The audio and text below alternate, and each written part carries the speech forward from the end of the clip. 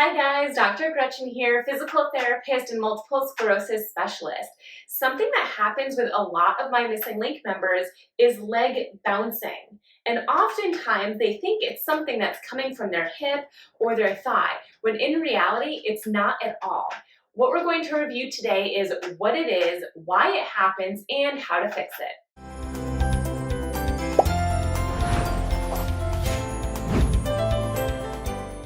All right, so let's get into it. First and foremost, what is this? What is happening and why is it happening? It's all about the ankle. This is called clonus.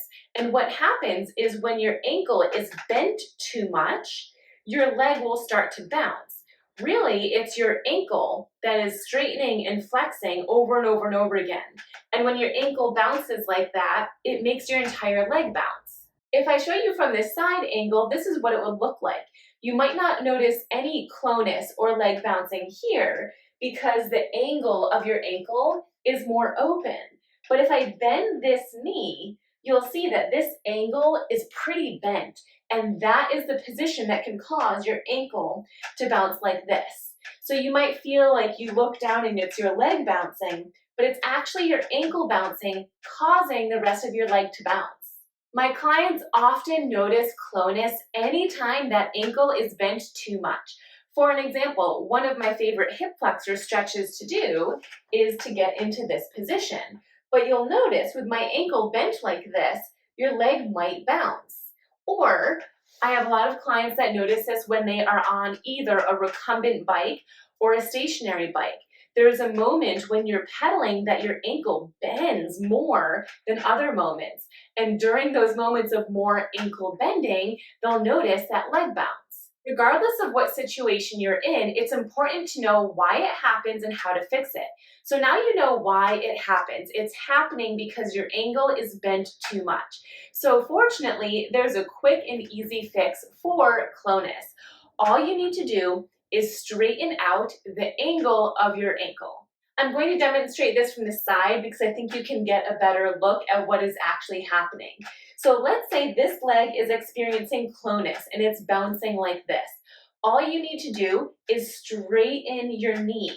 When you straighten your knee, your foot goes further away from you, and now that angle of your ankle is more open. And the more open the angle is, the less clonus you'll have. So the next time you are noticing clonus on one side or the other side, go ahead and straighten your knees a little bit, and that should get rid of it. Now, the severity of clonus is different for everyone. I have some missing link members that notice clonus every time their ankle is slightly too far bent.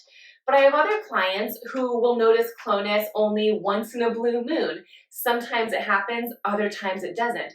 Regardless, straightening your knee and therefore moving your foot further away from you still works. However, I want to share one final thing with you, and that is the way to test for clonus.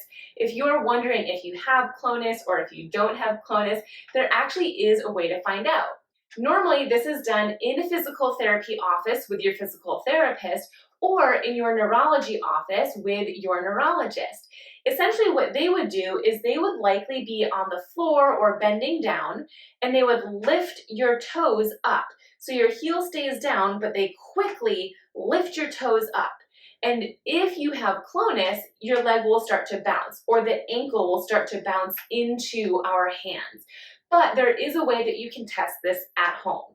What you're going to do is grab your leg. You can use your hands to lift it up and make sure that you are resting your leg fully on your opposite thigh. So this leg should just be dead weight. And you are placing the lower part of your calf on this thigh. It's not your foot that's on the thigh, it's the lower part of your calf.